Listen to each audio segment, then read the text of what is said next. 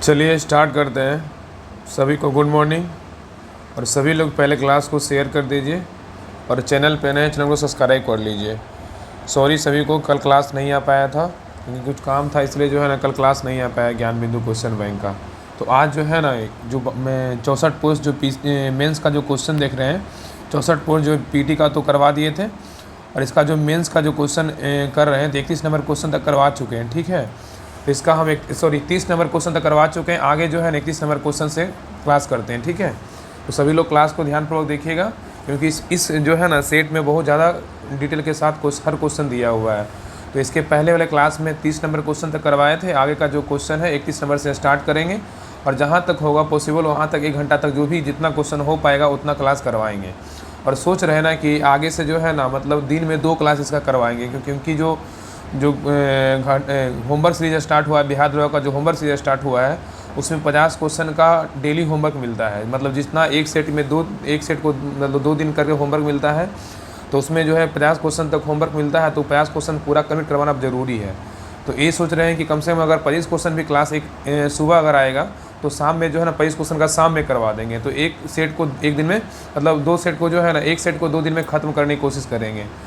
तो शाम में भी क्लास आएगा डेली जो है ना ज्ञान बिंदु क्वेश्चन बैंक का डेली देखिए 2 क्लास आएगा, एक में सुबह आएगा, एक शाम आएगा। चलिए स्टार्ट करते हैं। 64 पोस्ट मेंस का क्वेश्चन देख रहे थे, इसका 30 नंबर क्वेश्चन तक कंप्लीट करवा चुके थे। आगे देखिए क्वेश्चन नंबर 31 से पढ़ेंगे। ठीक है, और जिनको भी बिहार द्रोह का होमवर्क से जुड़ना है और स्टार्ट हो चुका है, घटनाचक्र का जो है ना आज तीसरा दिन का होमवर्क डाला गया है तो सभी लोग ज्वाइन कर लीजिए। और घटनाचक्र का जो भी होमवर्क है, जितना बुक आपको दिख रहा है सभी बुक से आपको होमवर्क के जो है ना माध्यम से आपको कंप्लीट करवाया जाएगा। और जितना बुक आपको दिख रहा है इसका भी फ़ी लग रहा है 149 रुपये लग रहा है। तो सभी लोग ज्वाइन कर लीजिए जिनको भी लगता है कि हाँ हमको शुरू से होमवर्क के द्वारा अच्छे से होमवर्क पढ़ना है। और बाकी कल अगर आप सुबह देखे होंगे तो जो है ना घटनाचक्र का डिस्कशन क्लास आया था तो उसका भी घटनाचक्र का जो है हम क्लास करवा देंगे। जो भी घटनाचक्र में हिस्ट्री और ज्योग्राफी और साइंस स्टार्ट हुआ है सभी का जो है हम क्लास करवाने की कोशिश कर रहे हैं। कल जो है एक क्लास आया था हिस्ट्री का आया था, जो है ना सैंधव सभ्यता का चैप्टर था उसी का पूरा करवाए थे। तो आगे जो है आज देखिए ज्योग्राफी का आएगा और आज साइंस का आएगा। तो जिनको भी ज्वाइन करना है सभी लोग ज्वाइन कर लीजिए। जिसमें 2 गो टेस्ट होता है, एक बिहार द्रोह का प्रैक्टिस सेट होता है शाम में 3 बजे और शाम में 7 बजे। ये जो 7500 का है ये मंडे से टेस्ट स्टार्ट हो जाएगा। तो मंडे से जो है ना सभी लोग 7500 टेस्ट ज़रूर दीजिएगा क्योंकि ये टेस्ट जो है ना ओपन ग्रुप में टेस्ट हो रहा है, आप लोग के लिए ही करवाया जा रहा है। पेड बैच का टेस्ट जो है ना आप लोग के लिए पब्लिक ग्रुप में करवाया जा रहा है। तो सभी लोग डिस्क्रिप्शन में लिंक है, टेस्ट ग्रुप और PDF ग्रुप दोनों लिंक को ज्वाइन कर लीजिए और व्हाट्सएप ग्रुप का भी लिंक है। तो तीनों चैनल ज्वाइन कर लीजिए, आपको सारा नोटिफिकेशन PDF जो भी इन्फॉर्मेशन क्लास रिलेटेड होगा और सभी आपको दिया जाएगा। तो सभी लोग ज्वाइन कर लीजिए। देखिए आप सारा इसको पढ़ लीजिएगा, बाकी सारा डिटेल टेलीग्राम चैनल पर भेजा हुआ है। तो चलिए जो है ना अगले क्लास में पिछले क्लास में जो है 30 नंबर क्वेश्चन तक पढ़े थे और आगे जो है क्वेश्चन नंबर 31 से देखिए पढ़ेंगे। ठीक है, देखिए बिहार पुलिस जो है ना मद्य निषेध उत्पाद दरोगा जो 64 पोस्ट था उसका मुख्य परीक्षा मतलब मेंस का क्वेश्चन है। इसका एग्जाम हुआ था 23/6/2021 को एग्जाम हुआ था। इसी का जो है ना 30 क्वेश्चन तक करवा चुके थे। आगे जो है 31 नंबर क्वेश्चन से कंप्लीट करवाएंगे। ठीक है, और ये जो क्लास है ना सुबह और शाम में जो है ना दोनों 2 क्लास करवाने की कोशिश कर रहे हैं। बाकी सुबह एक क्लास आएगा और शाम में एक क्लास आएगा क्योंकि इसमें जो है ना डिटेल आपको पता है बहुत ज़्यादा दिया हुआ। तो डिटेल के साथ क्लास को कंप्लीट करेंगे क्योंकि जब तक डिटेल आपको याद नहीं होगा तब तक क्लास देखने से कोई फ़ायदा नहीं है, सिर्फ क्वेश्चन करने से क्या फ़ायदा है। तो चलिए स्टार्ट करते हैं क्वेश्चन नंबर 31 से। सभी लोग क्वेश्चन को ध्यानपूर्वक देखिएगा, आपका सभी क्वेश्चन याद होगा क्योंकि हर क्वेश्चन को जो है ना हम अच्छे तरीके से रिपीट करते हैं। तो ध्यानपूर्वक सभी क्लास को ज़रूर देखिएगा। ठीक है सभी लोग, चलिए क्वेश्चन नंबर 31 पे चलिए स्टार्ट करते हैं। क्वेश्चन नंबर 31 से देखिए ध्यानपूर्वक देखिएगा। कह रहा है कि भारतीय सेना द्वारा महिला सशक्तिकरण के लिए 2 महिला स्पोर्ट कंपनी AGSC की शुरुआत कहाँ की गई थी? तो क्या होगा बताइए। तो 31 का जो सही उत्तर होगा क्या होगा? ऑप्शन नंबर A होगा, महू और पुणे में। ठीक है, तो याद रखिएगा कि भारतीय सेना द्वारा महिला सशक्तिकरण के लिए 2 महिला स्पोर्ट कंपनी AGSC की शुरुआत कहाँ हुई है? तो याद रखिएगा महू और पुणे में हुआ है। देखिए इसका डिटेल देखिए, कह रहा है कि भारतीय सेना द्वारा महिला सशक्तिकरण के 2 महिला सपोर्ट कंपनी जो है ना AGSC की शुरुआत महू और पुणे में की गई है। और 8 मार्च 2024 को अंतर्राष्ट्रीय महिला दिवस पर भारतीय सेना ने 2 आर्मी गर्ल्स स्पोर्ट कंपनियों के गठन की घोषणा की है। ठीक है, याद रखिएगा। आगे कह रहा है कि महू में आर्मी मार्क्समैनशिप यूनिट और पुणे में आर्मी स्पोर्ट इंस्टीट्यूट जो है ना, इंस्टीट्यूट है, ठीक है, आगे याद रखिएगा। आगे देखिए कह रहा है कि ज्योति शर्मा भारतीय सेना की पहली महिला जज बनी है। तो क्वेश्चन पूछेगा कि भारतीय सेना की पहली महिला जज कौन बनी है, तो ज्योति शर्मा बनी है, ठीक है, बहुत इंपॉर्टेंट। जब तक जो भी क्वेश्चन अगर पहले आ जाए ना तो समझ लीजिए कि वो करेंट का तो क्वेश्चन था ही, अब उसके अलावा स्टैटिक जीके वो बन गया। तो भारतीय सेना की पहली महिला जज कौन बनी, ज्योति शर्मा बनी। और याद रखिए शिवांगी जोशी जो है ना, नौसेना की पहली महिला पायलट बनी। तो क्वेश्चन पूछेगा कि नौसेना की पहली महिला पायलट कौन बनी है, तो शिवांगी जोशी बनी है। चलिए क्वेश्चन रहिए 32 पे कह रहा है कि मिशन दिव्य शास्त्र का संबंध किस मिसाइल रक्षा प्रणाली से, बताइए क्या होगा। तो सही उत्तर होगा ऑप्शन नंबर सी, अग्नि 5 से। किससे, तो अग्नि 5 से है। तो मिशन दिव्य शास्त्र का संबंध अग्नि 5 मिसाइल रक्षा प्रणाली से है और पीएम मोदी ने अग्नि 5 मिसाइल को मिशन दिव्य शास्त्र नाम दिया, ठीक है। तो पीएम मोदी ने अग्नि 5 मिसाइल को क्या नाम दिया, मिशन दिव्य शास्त्र नाम दिया। और अग्नि 5 मिसाइल अग्नि श्रृंखला की सबसे लंबी दूरी की मिसाइल है जिसकी मानक क्षमता कितना है, तो 5000 किलोमीटर से अधिक है, याद रखिएगा। तो अग्नि 5 मिसाइल अग्नि श्रृंखला की सबसे लंबी दूरी की मिसाइल है और अग्नि 5 का अगर पूछेगा कि मानक क्षमता कितना है, तो 5000 किलोमीटर है, याद रखिएगा। आगे देखिए कह रहा है कि अग्नि 5 मिसाइल भारत का एकमात्र अंतर महाद्वीपीय जो है ना बैलिस्टिक मिसाइल है। तो क्वेश्चन पूछेगा कि भारत का एकमात्र जो है ना अंतर महाद्वीपीय बैलिस्टिक मिसाइल कौन सी है, तो अग्नि 5 है। और अग्नि 5 की गति ध्वनि की गति से कितना गुना अधिक है, तो 24 गुना अधिक है, याद रखिएगा, ठीक है। तो अग्नि 5 की गति जो है ध्वनि की गति से कितना गुना अधिक है, तो 24 गुना क्या है, अधिक है, ठीक है। थोड़ा आवाज़ में प्रॉब्लम अगर होगा तो आप लोग एडजस्ट कर लिए, क्योंकि ना 3-4 दिन से ना बुखार लगा हुआ है, इसलिए थोड़ा ना क्लास में थोड़ा लेट हो जा रहा है और थोड़ा सा क्लास कल नहीं इसलिए नहीं आ पाया था। थोड़ा एडजस्ट कर लीजिएगा, आपको सारा आवाज़ अच्छे से जाएगा और अच्छे से क्वेश्चन याद होगा। देखिए कह रहा है कि अग्नि 5 की गति ध्वनि की गति के लगभग 24 गुना अधिक है। आगे देखिए कह रहा है अग्नि 5 मिसाइल को रक्षा अनुसंधान और विकास संगठन मतलब डीआरडीओ, और डीआरडीओ का स्थापना पूछेगा तो 1 जनवरी 1958 का स्थापना हुआ था और इसका मुख्यालय बोलेगा तो न्यू दिल्ली है, ठीक है। तो अग्नि 5 मिसाइल को रक्षा अनुसंधान और विकास संगठन डीआरडीओ द्वारा मेक इन इंडिया परियोजना के तहत विकसित किया गया और मिशन दिव्य शास्त्र के सफल परीक्षण के साथ ही भारत में अब चुनिंदा देशों के समूह में शामिल हो गया और जिनके पास जो है MIV क्षमता है, ठीक है, याद रखिएगा। चलिए क्वेश्चन रहिए 33 पे कह रहा है कि मुंडेश्वरी महोत्सव बिहार के किस जिला में मनाया जाता है, बताइए क्या होगा। मुंडेश्वरी जो महोत्सव है ना वो बिहार के किस जिला में मनाया जाता है, तो 33 का सही उत्तर होगा option number B, Kaimur Bhabhua मनाया जाता है, ठीक है, याद रखिएगा। तो मुंडेश्वरी महोत्सव जो है कि बिहार के कैमूर के भभुआ में जिला में मनाया जाता है और मुंडेश्वरी मंदिर जो है बिहार के कैमूर जिले के रामगढ़ गाँव में पबरा पहाड़ी पर स्थित है और जिसकी ऊंचाई कितना फीट है, तो 600 फीट है, याद रखिएगा। तो मुंडेश्वरी महोत्सव जो है ना बिहार का महोत्सव है और कहाँ मनाया जाता है, तो बिहार के कैमूर के भभुआ जिला में मनाया जाता है। और मुंडेश्वरी मंदिर बिहार के कैमूर जिले के रामगढ़ गांव में पबरा पहाड़ी पर स्थित है और जिसकी ऊंचाई बोलेगा तो 600 फीट है। आगे देखिए महोत्सव दिया हुआ है और राज्य दिया हुआ, कौन सा महोत्सव किस राज्य का है उसके बारे में दिया हुआ है। देखिए कह रहा है कि खोंगजोम दिवस जो है ना 2024 कहाँ का है, तो मणिपुर का है। नागी पक्षी महोत्सव कहाँ का है, तो जमुई बिहार का है। ताबी महोत्सव बोलेगा तो जम्मू कश्मीर का है। पर्पल महोत्सव बोलेगा तो अमृत उद्यान राष्ट्रीय भवन नई दिल्ली का है। और केला उत्सव कहाँ मनाया जाता है, तो बुरहानपुर मध्य प्रदेश में मनाया जाता है। और गणगौर उत्सव बोलेगा तो कहाँ मनाया जाता है, तो राजस्थान में मनाया जाता है। और चापचारकूट त्यौहार बोलेगा तो मिजोरम मनाया जाता है। 11वां अंतर्राष्ट्रीय कठपुतली महोत्सव बोलेगा तो चंडीगढ़ में मनाया जाता है। और काला घोड़ा महोत्सव बहुत फेमस है, ये मुंबई महाराष्ट्र का है। और थाई पुसम त्यौहार बोलेगा तमिलनाडु का है। और गंगा सागर मेला तथा जो है ना मथुआ धर्म महामेला कहाँ का है, तो पश्चिम बंगाल का है, ठीक है। तो गंगा सागर मेला तथा मथुआ धर्म महामेला कहाँ का है, तो पश्चिम बंगाल का है, ठीक है, याद रखिएगा। चलिए क्वेश्चन नंबर 34 पे कह रहा है कि निम्नलिखित में से जैव अनिम्नीकरणीय पदार्थ कौन सा है, बताइए क्या होगा। निम्नलिखित में से जैव अनिम्नीकरणीय पदार्थ कौन सा है, तो इसका सही उत्तर होगा ऑप्शन नंबर डी। क्या है, ऑप्शन नंबर डी होगा। इसमें क्या क्या होगा, तो केवल जो है ना 2 पॉलीथीन है, डिटर्जेंट है, ब्लीचिंग पाउडर है, ठीक है। उसके बाद क्या होगा, उसके बाद जो है ना इसके बाद 4 नंबर है प्लास्टिक है, पॉलीथीन और DDT है। तो कह रहा है कि निम्नलिखित में से जैव अनिम्नीकरणीय पदार्थ कौन सा है, तो पॉलीथीन है, डिटर्जेंट है, ब्लीचिंग पाउडर है, प्लास्टिक, पॉलीथीन, DDT है, ठीक है, याद रखिएगा। आगे देखिए कह रहा है कि जैव अनिम्नीकरणीय पदार्थ क्या है, तो कह रहा है ना कि ऐसा पदार्थ जो सूक्ष्म जीवों द्वारा अपघटित नहीं हो पाते हैं, अर्थात इन श्रेणी के पदार्थ सरल उत्पादों में परिवर्तित नहीं परिवर्तित होते हैं, जैसे पॉलीथीन है, डिटर्जेंट है, ब्लीचिंग पाउडर है, प्लास्टिक है, डीडीटी है, पेकनाशी है, जहरीली भारी धातुएं हैं, और सीसा, पारा, आर्सेनिक, कैडमियम है, और रेडियो सक्रिय तत्व है, रासायनिक इत्यादि है। ठीक है, आगे कह रहा है यह पदार्थ कणीय, तरल अवस्था, गैसीय हो सकते हैं जो खास श्रृंखला में प्रवेश कर जीवों को क्या करता है, हानि पहुंचा सकता है। ये क्या है, तो जैव अनिर्वचनीय पदार्थ है। चलिए आगे आइए, आगे देखिए कह रहा है कि जैव निम्नकणीय पदार्थ क्या है, तो कह रहा है कि वे पदार्थ जो सूक्ष्म जीवों द्वारा अपघटित होकर अपने विषाक्त प्रभाव को खो देते हैं तथा अपघटित प्रभाव जैव भू रासायनिक चक्र में प्रवेश कर जाते हैं, जैसे घर की रसोई, कूड़ा, मलमूत्र, कृषि उत्पादित अपशिष्ट, कागज, लकड़ी, चमड़ा, घास इत्यादि। ठीक है, और इन पदार्थों की एक सीमित मात्रा में ही सूक्ष्म जीवधारियों, कवक एवं जीवाणु द्वारा अपघटित हो पाती है। अधिक होने पर ये पदार्थ वातावरण में प्रदूषण फैलने लगते हैं। ठीक है, आगे ये कह रहा है कि डीडीटी क्या है, तो इसका पूरा नाम जो है ना डाइक्लोरो डाइफिनाइल ट्राइक्लोरोएथेन होता है। याद रखिएगा, डीडीटी का फुल नाम पूछेगा तो क्या होगा, डाइक्लोरो डाइफिनाइल डाइक्लोरोएथेन होगा। और यह एक प्रमुख कीटाणुनाशक जो है ना जेरमेसिसाइड है।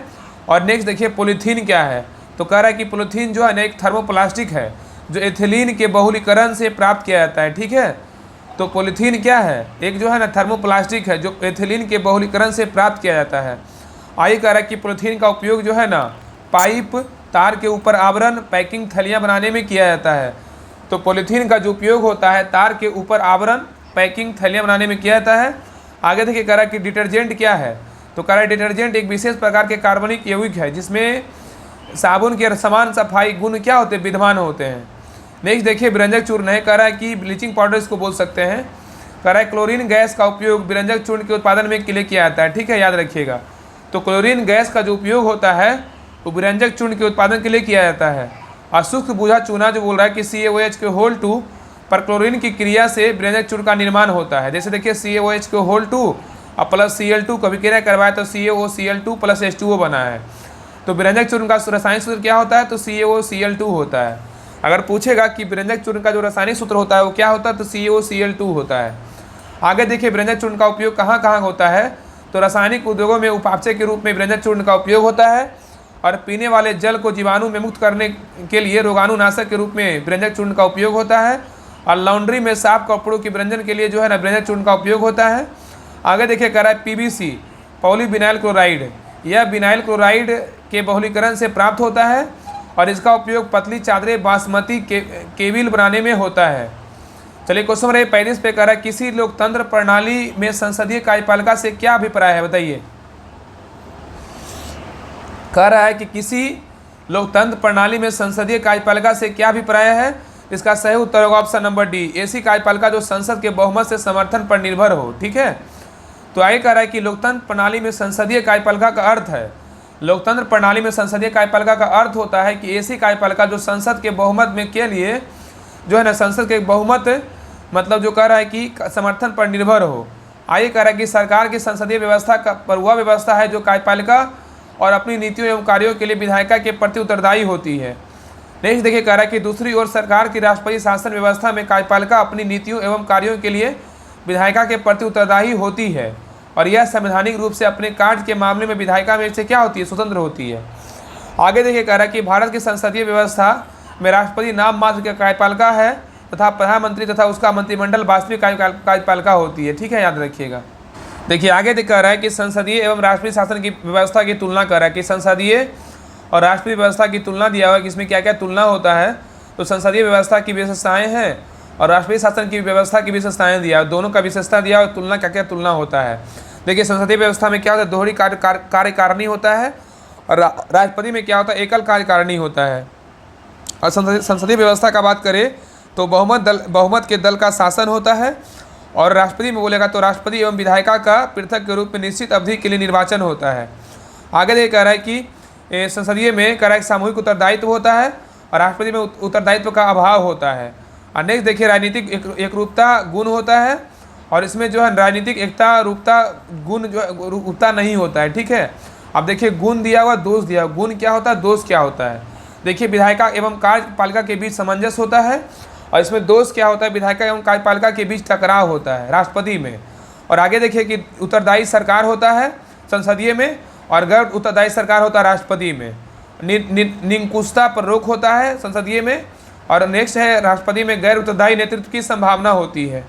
नेक्स्ट देखिए व्यापक प्रतिनिधित्व होता है और सीमित प्रतिनिधित्व होता है। देखिए फिर देखिए दोष और गुण दिया हुआ है। तो अस्थायी सरकार होता है संसदीय में और राष्ट्रपति में अस्थायी सरकार होता है। और नीतियों की निश्चितता नहीं होती है असंसदीय में, लेकिन नीतियों की निश्चितता होती है राष्ट्रपति में। और शक्तियों के विभाजन के विरुद्ध होता है और शक्तियों के विभाजन पर आधारित होता है। चलिए क्वेश्चन नंबर 36 पे देखिए कह रहा है इसमें मिलाना है, इसमें मिलान करना बताइएगा। इसमें बताना है कि कौन सा जो है ना किसका होगा। देखिए सूची 1 सूची 2 को क्या करना है, मिलाना है। तो बताइए कि प्रतिरोधी क्या है, बताइए प्रतिरोधी जो है ना क्या है बताइए, इसका क्या होगा। तो प्रतिरोधी जो है ना जीवाणु के विकास को रोकता है। क्या करता है प्रतिरोधी तो होता है, एक मिनट गलत बोल रहे हैं ना, इसका डी आंसर है, ऑप्शन नंबर डी इसका राइट आंसर है। ठीक है देखिए क्या कर रहा है ना कि प्रतिरोधी क्या है, तो प्रतिरोधी हो जाएगा कटा फटा और घाव साफ करने में होता है। ठीक है और प्रतिजैविक क्या हो जाएगा, प्रतिजैविक हो जाएगा जीवाणु के विकास को रोकता है, याद रखिएगा। और रोगाणुनाशक क्या हो जाएगा, रोगाणुनाशक का बात करें तो ये हो जाएगा नाला नल आदि साफ करने में। ठीक है अब पिराहारी बोलेगा तो दवा निवारक दवा के रूप में। तो याद रखिएगा अगर पूछेगा कटा फटा और घाव साफ करने में किसका क्या होता है, तो प्रतिरोधी होता है। और जीवाणु के विकास को रोकता है तो प्रतिजैविक रोकता है। और नाला नल आदि साफ करने में किसको रोकता है, क्या है, तो रोगाणुनाशक है। और दर्द निवारक दवा के रूप में किसका होता है, तो पिराहारी होता है। ठीक है इसका सही उत्तर होगा ऑप्शन नंबर डी 3 4 2 1 होगा। ये कह रहा है कि प्रतिरोधी क्या होता है, एंटीसेप्टिक। तो कह रहा है वे औषधियाँ जो सूक्ष्म जीवों को मारने या उनकी वृद्धि को रोकने में सहायक होती है, इसे क्या कहते हैं, प्रतिरोधी कहते हैं। और प्रतिरोधी का इसका प्रयोग रक्त को दूषित से रोकने व घाव को भरने में सहायक होता है। ठीक है तो प्रतिरोधी का जो उपयोग होता है वो रक्त को दूषित होने से रोकने व घाव को भरने में सहायक होती है। अब महत्वपूर्ण एंटीसेप्टिक औषधियाँ क्या है, तो कह रहा है कि potassium permanganate iodoform, mercury form, hexachlorophyll, iodine इत्यादि। आगे कह रहा है कि प्रतिजैविक क्या होता है, तो कह रहा है इसे जीवित कोशिकाओं से प्राप्त या निर्मित किया जाता है। तो प्रतिजैविक जो होता है ना, इसे जीवित कोशिकाओं से प्राप्त या निर्मित किया जाता है। और इसको बनाने में, प्रतिजैविक को बनाने में मोल्डस, कवक आदि का प्रयोग होता है। और प्रतिजैविक सूक्ष्म जीवों की जीवन को बाधित और वृद्धि को रोकती है। नेक्स्ट देखिए कह रहा है कि प्रथम प्रतिजैविक पेनिसिलिन की खोज अलेक्जेंडर फ्लेमिंग ने 1929 में किया था। तो क्वेश्चन पूछेगा कि प्रथम प्रतिजैविक पेनिसिलिन की खोज किसने किया था, तो अलेक्जेंडर फ्लेमिंग ने किया था। और कब किया था, 1929 में किया था। तो याद रखिएगा कि प्रथम जो प्रतिजैविक है उसका प्रथम प्रतिजैविक जो पेनिसिलिन था उसका खोज अलेक्जेंडर फ्लेमिंग ने किया था, 1929 में किया था। चलिए आगे आइए। आगे कह रहा है देखिए कह रहा है कि महत्वपूर्ण प्रतिजैविक औषधियाँ क्या क्या होता है, तो कह रहा है कि पेंसिलिन, टेट्रासाइक्लिन, सेफलोस्प्रिन्स, स्ट्रेप्टोमाइसिन इत्यादि है। आगे देखिए कह रहा है कि पिराहारी क्या होता है, एनालाइजेसिक क्या होता है, तो कह रहा है कि औषधि जो बिना बेहोशी, मानसिक उलझन या अन्य तंत्रिकीय कुप्रभाव को, दर्द को क्या करती है, कम करती है। आगे कह रहा है कि इसे 2 वर्गों में क्या करते विभक्त किया जाता है। देखिए पहला क्या है, अनिद्राकारी पिराहारी है, दूसरा क्या कह रहा है, निद्रा पिराहारी है। तो पहला कह रहा है निद्राकारी पिराहारी क्या है, तो स्प्रीन मतलब जो है 2 एसीबॉक्सी बेंजोइक अम्ल और पैरासीटामोल 2 जो है ना 2 एसीटामिडोफिनॉल है। क्या ये सब क्या है, तो निद्रा पिराहारी है। आगे कह रहा है कि निद्रा पिराहारी क्या है, तो इसमें सूक्ष्म मात्रा में प्रविष्ट कराकर दर्द कम किया जाता है। नेक्स्ट कह रहा है कि इसके अधिक मात्रा में आलसीपन, कोमा, मृत्यु हो सकती है। ठीक है नेक्स्ट कह रहा है इसको अफीम उत्पाद जैसे मॉर्फिन, कोकीन, हीरोइन के साथ प्राप्त किया जाता है और ये आदत निर्माणक होते हैं। और रोगाणुनाशक क्या है, तो इसका प्रयोग नाला नल आदि को साफ करने में किया जाता है। रोगाणुनाशक जो होता है ना, इसका जो प्रयोग होता है उसको नाला नल आदि को साफ करने में रोगाणुनाशक का प्रयोग होता है। चलिए क्वेश्चन नंबर 37 पे कह रहा है कि निम्नलिखित में से दक्षिण एशियाई क्षेत्रीय सहयोग संगठन का वर्तमान सदस्य जो है कौन सा देश है, कि कूट की सहायता से चुनिए। बताइए कौन सा देश है। इसका सही उत्तर होगा ऑप्शन नंबर डी 1 2 3 4 सभी है। भारत भी है, भूटान भी है, बांग्लादेश भी है और मालदीव भी है, लेकिन म्यांमार जो है ना नहीं है। तो कह रहा है कि निम्नलिखित में से दक्षिण एशियाई क्षेत्रीय सहयोग संगठन, इसको ना सार्क कहते हैं। ठीक है तो कह रहा है कि दक्षिण एशियाई क्षेत्रीय सहयोग संगठन का जो वर्तमान सदस्य देश है वो कौन सा है, तो भारत है, भूटान है, बांग्लादेश है और मालदीव, लेकिन म्यांमार जो है ना नहीं है। आगे देखिए कह रहा है कि दक्षिण एशियाई क्षेत्रीय सहयोग संगठन का वर्तमान में 8 देश है। कौन कौन है? तो भारत है, पाकिस्तान है, बांग्लादेश है, नेपाल है, भूटान है, श्रीलंका है, मालदीव और अफगानिस्तान है।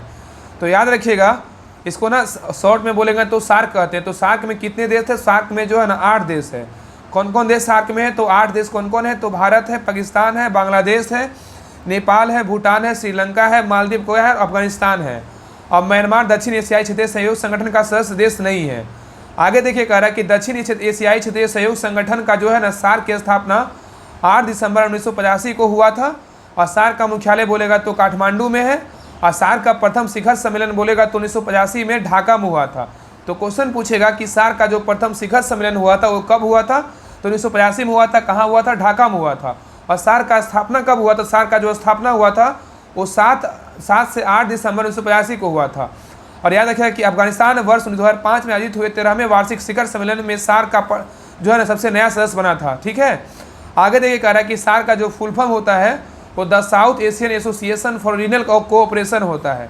तो बहुत बार नया सेट में भी आपको देखने को क्वेश्चन मिला होगा कि सार्क का जो फुल फॉर्म होता है वो क्या होता है? तो the south Asian association for regional cooperation होता है। चलिए क्वेश्चन बनाइए 38 पे। कह रहा है कि निम्नलिखित में से कौन सा जो है ना आध्यात्मिक खनिज है? बताइए क्या होगा? तो आध्यात्मिक जो खनिज है वो क्या है? तो माइका है। क्या है? माइका। तो कह रहा है कि निम्नलिखित में से आध्यात्मिक खनिज कौन सा है? तो माइका है। माइका जिसको ना अवरक कहते हैं, आध्यात्मिक खनिज है। और खनिज के बारे में बोल रहा है कि प्रकृति में पाया जाने वाला वह पदार्थ जिसमें मुख्यतः एक रासायनिक अवयव तत्व या यौगिक उपस्थित रहता है उसे क्या कहते हैं? खनिज कहलाता है। और खनिजों की पहचान इसके भौतिक एवं रासायनिक गुणों से होता है। और खनिज के मुख्यतः 2 प्रकार के होते हैं। ठीक है, आगे देखिए कौन कौन होता है? तो आध्यात्मिक खनिज होता है और क्या होता है? धात्विक खनिज होता है। तो पहले देखते हैं धात्विक खनिज क्या है। तो ऐसे खनिज जो प्राकृतिक में अपने मूल रूप में पाए जाते हैं और जिनमें किसी विशिष्ट धातु की प्राप्ति नहीं होती है, भंगुर प्रकृति के होते हैं, जैसे कोयला, हीरा, माइका, अवरक जो है ना, पोटास, गंधक खनिज, तेल, जिप्सम इत्यादि है। आगे देखिए कह रहा है कि धात्विक खनिज क्या होता है? जिन खनिजों के गलाने से धातु प्राप्त होता है उसे क्या कहेंगे? धात्विक खनिज कहेंगे। सिंपल याद रखिएगा, धात्विक खनिज उसे कहेंगे जिसको गलाने से जो है धातु प्राप्त होता है उसे क्या कहेंगे? धात्विक खनिज कहेंगे। जैसे क्रोमाइट है, मैग्नीज है, बॉक्साइट है, सोना है, चांदी है, टीन है, कोबाल्ट है, तांबा इत्यादि, ये सब क्या है? तो धात्विक खनिज है। ठीक है, लेकिन जो मतलब गलाया नहीं जा सकता है, मतलब उसे क्या कहेंगे? अधात्विक खनिज कहेंगे। जैसे कोयला, हीरा, माइका, अब जिसको अबरक, पोटास, गंधक खनिज, तेल, जिप्सम, ये सब क्या है? अधात्विक खनिज है। आगे देखिए कह रहा है मैग्नीज के बारे में। कह रहा है कि मैग्नीज लौह इस्पात उद्योग में कच्चे माल के रूप में प्रयुक्त होता है। यह धारवार युग की अवसारी चट्टानों में पाया जाता है और इसकी प्राप्ति पाइलरोसाइट, मैग्नेसाइट आदि अयस्कों से होती है। अब मैग्नीज का उत्पादक राज्य कौन सा है? देखिए कह रहा है कि उड़ीसा में कौन कौन है? तो केउंझर है, बोनाई है, कालाहांडी है।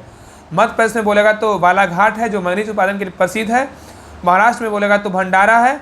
आगे देखिए क्रोमाइट के बारे में कह रहा है। क्रोमाइट जो है ना लोहे तथा क्रोमियम ऑक्साइड है। तो क्रोमाइट जो है वो क्रोमाइट लोहे तथा क्रोमियम का ऑक्साइड है जो ड्यूनाइट, पेरिडोटाइट तथा सर्पेंटाइन जैसे अत्यधिक क्षारीय और आग्नेय शैलों से मिलता है। देखिए कह रहा है कि यह क्रोमियम के उत्पादन में महत्वपूर्ण अयस्क है। और क्रोमाइट का उपयोग धातु शोधन, तापरोधी कार्यों तथा रासायनिक उद्योगों में किया जाता है। आगे देखिए कह रहा है क्रोमाइट का उत्पादक राज्य कौन कौन है? देखिए पहला बोलेगा कर्नाटक, जो कर्नाटक का कौन सा? हसन है। उड़ीसा का बोलेगा तो जाजपुर, डेकनाल और केउंझर है। महाराष्ट्र का बोलेगा तो क्रोमाइट उत्पादन में कौन कौन जगह है? तो रत्नागिरी और भंडारा है। आगे देखिए कह रहा है कि बॉक्साइट क्या है? तो बॉक्साइट टर्सरी युग में निर्मित लेटराइट शैलों से संबंध जो एल्यूमिनियम का अयस्क है। तो कह रहा है ना कि बॉक्साइट क्या है? तो बॉक्साइट टर्सरी युग में निर्मित लेटराइट शैलों से संबंध है जो एल्यूमिनियम का अयस्क है। और बॉक्साइट में एल्यूमिना की मात्रा कितना होता है? तो 55 से 65% होता है। क्वेश्चन पूछेगा कि बॉक्साइट में एल्यूमिना की जो मात्रा होती है वो कितनी होती है?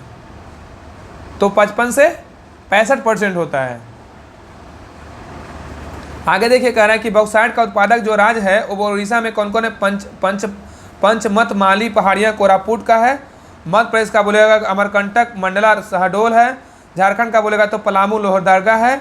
तमिलनाडु का बोलेगा तो कोली पहाड़ियाँ सलेम का है। ठीक है, चलिए आगे देखिए माइका, जिसको ना अवरक कहेंगे। तो माइका क्या है? तो अवरक आग्नेय एवं कायंती चट्टानों में से खंडों के रूप में पाया जाता है।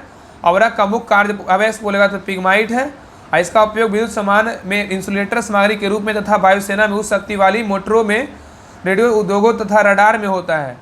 नेक्स्ट कह रहा है कि अवरक मतलब माइका के उत्पादक राज्य कौन कौन है, तो आंध्र प्रदेश में बोलेगा तो नेल्लौर है, राजस्थान में बोलेगा तो जयपुर उदयपुर है, झारखंड में बोलेगा तो हजारीबाग सिंहभूम है, बिहार में बोलेगा तो गया भागलपुर मुंगेर है। ठीक है, याद रखिएगा। चलिए क्वेश्चन रहिए 39 पे, बताइएगा 39 नंबर क्वेश्चन। देखिए कह रहा है कि भारत का सबसे लंबा केबल आधारित सेतु कौन सा है, बताइए। कह रहा है कि भारत का सबसे लंबा जो है आधारित सेतु कौन सा है, तो क्या होगा, सुदर्शन सेतु। क्या है, सुदर्शन सेतु। इसका राइट आंसर क्या होगा, ऑप्शन नंबर डी। तो भारत का सबसे लंबा केबल आधारित सेतु कौन सा है, सुदर्शन सेतु। आगे आइए, ये कह रहा है कि भारत का जो है ना, भारत का सबसे लंबा केबल आधारित सेतु बोलेगा सुदर्शन सेतु है। अब भारत के प्रधानमंत्री द्वारा सुदर्शन सेतु, जिसे ओखा बेट द्वारका सिग्नेचर ब्रिज भी कहा जाता है, का उद्घाटन किया गया है। और यह ओखा मुख्यभूमि और गुजरात के बेट द्वारका द्वीप को जोड़ने वाला भारत का सबसे लंबा केबल आधारित पुल है। और सुदर्शन सेतु तकनीकी रूप से एक समुद्री लिंक है जो गुजरात के लिए पहला पुल है, जिसकी लंबाई 4772 मीटर है, जिसमें 900 मीटर लंबा केबल आधारित पुल है।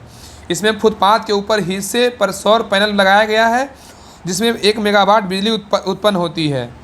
आगे देखिए कह रहा है कि अटल सेतु भारत का सबसे लंबा पुल है और साथ ही सबसे लंबा समुद्री पुल भी है। तो कह रहा है ना कि अटल सेतु जो है ना, वो भारत का सबसे लंबा पुल है और साथ ही सबसे लंबा समुद्री पुल भी है। अटल सेतु पुल लगभग 21.8 किलोमीटर लंबा 6 लेन वाला पुल है, और जिसकी लंबाई समुद्र के ऊपर 16.5 किलोमीटर और ज़मीन पर 5.5 किलोमीटर है। ठीक है, और अटल सेतु नहावा सेवा लिंक के रूप में जाना जाता है। अटल सेतु के सेवरी से शुरू होता है और रामगढ़ जिले के उत्तर उरन तालुका में नहावा सेवा तक समाप्त होता है। आगे देखिए, ये मैथ का क्वेश्चन है, आगे स्किप कर दे रहे हैं। बाकी इसका पीडीएफ जो है ना, पूरा डिटेल पीडीएफ के साथ जो है फुल पीडीएफ हम टेलीग्राम चैनल पे डाल देंगे। आप लोग टेलीग्राम चैनल ज्वाइन कर लीजिएगा। इसका पीडीएफ भी नहीं डाले हैं, पहले भी क्वेश्चन 30 तक करवाए थे, इसके आगे जो भी करवाएंगे वो सारा हम टेलीग्राम चैनल पे डाल देंगे। सभी लोग टेलीग्राम चैनल ज्वाइन करिए, डिस्क्रिप्शन में लिंक डला हुआ है। तो आगे देखते हैं क्वेश्चन नंबर 41 पे। ये कह रहा है कि निम्नलिखित में से कथन को ध्यानपूर्वक अध्ययन कीजिए और बताइए कि उपयुक्त में से कौन सा कथन जो है ना सत्य कथन है, बताइए। कह रहा है इसमें सत्य कथन कौन सा है, तो इसका सही उत्तर होगा ऑप्शन नंबर बी होगा। 2 और 3 क्या है, तो सही है। उत्तरी ध्रुव बिंदु के चारों ओर क्रमबद्ध क्या है, भूमिखंड है, बिल्कुल गलत है। उत्तरी ध्रुव बिंदु जल में अवस्थित है, बिल्कुल सही है। उत्तरी ध्रुव बिंदु जो है जल में अवस्थित है, बिल्कुल सही है। और दक्षिण ध्रुव बिंदु जो है स्थल खंड पर अवस्थित है और इसके चारों ओर जल का जो है ना फैलाव होता है। आगे देखिए कह रहा है कि एक तो क्या है, तो बी 2 और 3 क्या है, तो सही है। ठीक है, याद रखिएगा। ये कह रहा है कि इसमें जो है केवल 2 और 3 कथन सही है। देखिए कह रहा है उत्तरी ध्रुव के बारे में बोल रहा है कि 90 डिग्री उत्तरी अक्षांश उत्तरी ध्रुव को चिन्हित करता है। ठीक है, तो 90 डिग्री जो उत्तरी अक्षांश होता है उत्तरी ध्रुव को चिन्हित करता है। और उत्तरी ध्रुव अंटार्कटिका महासागर के बीच स्थित है, जिसका पानी लगभग हमेशा बर्फ से क्या रहता है, ढका रहता है। और उत्तरी ध्रुव पर किसी भी देश स्वामित्व नहीं है, यह अंतर्राष्ट्रीय जल क्षेत्र में स्थित अंतर्राष्ट्रीय समुद्र जल प्राधिकरण द्वारा शासित है। चलिए आगे आइए। आगे कह रहा है कि अमेरिकी, तो कह रहा है कि अमेरिकी खोजकर्ता और नौसैनिक अधिकारी रॉबर्ट पेरी ने 6 अप्रैल 1919 को उत्तरी ध्रुव का खोज किया था। क्वेश्चन पूछेगा कि उत्तरी ध्रुव का खोज किसने किया था और कब किया था। तो उत्तरी ध्रुव का खोज 1909 में नौसैनिक अधिकारी कौन था, रॉबर्ट पेरी था। ठीक है, आगे देखिए कह रहा है दक्षिणी ध्रुव के बारे में। 90 डिग्री दक्षिणी अक्षांश दक्षिणी ध्रुव को चिन्हित करता है और दक्षिणी ध्रुव अंटार्कटिका के महाद्वीप भूभाग में स्थित है। इसे स्थलीय दक्षिणी ध्रुव के नाम से जानते हैं। उत्तरी ध्रुव की तरह अंटार्कटिका भी बहुत शुष्क है, इसका सारा पानी बर्फ के रूप में जम गया है। आगे कह रहा है कि नॉर्वे के खोजकर्ता रोनाल्ड एमुंडसेन दक्षिणी ध्रुव पर पहुंचने वाले प्रथम व्यक्ति थे। नेक्स्ट क्वेश्चन नंबर 42 पे कह रहा है कि रिंग ऑफ फायर से क्या अभिप्राय है, बताइए। रिंग ऑफ फायर से क्या अभिप्राय है, तो इसका सही उत्तर होगा ऑप्शन नंबर ए। प्रशांत महासागर के चारों ओर ज्वालामुखी का एक श्रृंखला है। ठीक है, तो रिंग ऑफ फायर से क्या अभिप्राय है, तो प्रशांत महासागर के चारों ओर ज्वालामुखी का एक श्रृंखला है। ये कह रहा है कि रिंग ऑफ फायर प्रशांत महासागर में भूकंप एवं ज्वालामुखी से प्रभावित लगभग 40,000 किलोमीटर के क्षेत्र में घोड़े के नाल के आकार में फैला एक विस्तृत क्षेत्र है। विश्व के अधिकांश भूकंप एवं ज्वालामुखी सक्रिय एवं सुस्त इसी क्षेत्र में आते हैं, जो प्रशांत महासागर के पूर्वी एवं पश्चिमी दोनों किनारों में क्या है, विस्तृत है। आगे देखिए कह रहा है कि ज्वालामुखी तथा भूकंप की क्रिया एक दूसरे में क्या होते हैं, अंतर संबंधित है। प्रत्येक ज्वालामुखी क्रिया के साथ साथ समानता भूकंप की उत्पत्ति होती है तथा इस भूकंप की तीव्रता ज्वालामुखी क्रिया की तीव्रता पर निर्भर करती है, किंतु यह आवश्यक नहीं है कि प्रत्येक भूकंपीय क्रिया के साथ ज्वालामुखी क्रिया भी हो। चलिए क्वेश्चन देखिए, नेक्स्ट देखिए, डिटेल देखिए। कह रहा है ज्वालामुखी बारे में दिया हुआ, ज्वालामुखी क्या है, वोल्केनो। तो कह रहा है कि ज्वालामुखी का संबंध पृथ्वी के जो है ना अंतर्जात बल से उत्पन्न होने वाला आकस्मिक संचलन से है। ठीक है, आगे कह रहा है इसके अंतर्गत जो है ना पृथ्वी की आंतरिक परतों में पेरिडोराइट के गलन में से मैग्मा की उत्पत्ति होती है। नेक्स्ट कह रहा है जब यही मैग्मा पृथ्वी की आंतरिक परतों को तोड़ते हुए सतह पर पहुंचता है तो उसे लावा की संज्ञा दी जाती है। आगे कह रहा है इस प्रकार मैग्मा की उत्पत्ति से लेकर ये उद्गार तक की संपूर्ण क्रिया को ज्वालामुखीता कहा जाता है। ज्वालामुखी क्रिया में सबसे अधिक जलवाष्प निकलती है। तो ज्वालामुखी क्रिया में सबसे अधिक क्या निकलता है? जलवाष्प निकलती है। ज्वालामुखी में से जलवाष्प के अलावा CO2, SO2, H2, N2 जैसी कई अन्य गैसें भी निकलती है। आगे कह रहा है कि जो सक्रियता के आधार पर ज्वालामुखी के 3 प्रकार होते हैं। ठीक है, एक होता है सक्रिय ज्वालामुखी होता है, प्रसुप्त ज्वालामुखी होता है और इसको सुसुप्त ज्वालामुखी बोलेंगे। ठीक है, देखिए सक्रिय ज्वालामुखी बोलेगा तो जो है ना लिपारी द्वीप कहाँ है? तो इटली में है। ठीक है, ये जो है सक्रिय ज्वालामुखी है। ठीक है, तो और देखिए स्ट्राम्बोली ज्वालामुखी बोलेगा तो भूमध्य सागर में है, माउंट एटना बोलेगा तो इटली में है, कोटोपैक्सी बोलेगा तो इक्वाडोर में है, बैरन द्वीप बोलेगा तो अंडमान निकोबार में है, और माउंट एरुबस बोलेगा अंटार्कटिका में है, और मनालोआ बोलेगा तो हवाई द्वीप में है, अब मियान बोलेगा तो कहाँ है? तो फिलीपींस में। ये सब क्या था? सक्रिय ज्वालामुखी था। ठीक है, आगे देखिए शांत ज्वालामुखी, देखिए मतलब प्रसुप्त या सुसुप्त ज्वालामुखी। देखिए इसमें क्या कह रहा है कि फ्यूजामा बोलेगा जापान में है, ये सुसुप्त ज्वालामुखी है। वेसुवियस बोलेगा इटली में है, नारकोंडम बोलेगा तो अंडमान निकोबार में है। अगला देखिए सक्रिय ज्वालामुखी, सुसुप्त ज्वालामुखी और क्या है? तो शांत ज्वालामुखी है। शांत ज्वालामुखी में कौन कौन होता है? तो किलिमंजारो जो है एक प्रकार का शांत ज्वालामुखी, कहाँ है? तंजानिया में है। पोपा बोलेगा तो म्यांमार में है, देवबंद बोलेगा ईरान में है, एकांगुआ बोलेगा तो अर्जेंटीना में है, और चुमराजो बोलेगा तो इक्वाडोर में। ये सब क्या है? तो शांत ज्वालामुखी है। तो ज्वालामुखी कितने प्रकार के होते हैं? तो 3 प्रकार के होते हैं सक्रियता के आधार पे, सक्रिय ज्वालामुखी, सुसुप्त ज्वालामुखी और शांत ज्वालामुखी होता है। चलिए आगे आइए, क्वेश्चन नंबर 43 पे कह रहा है कि सबसे पुराना परमाणु विद्युत गिरी कौन सा है? बताइए सबसे पुराना जो है ना परमाणु विद्युत गिरी कौन सा है? तो क्या है? तो तारापुर है। क्या है? तारापुर है।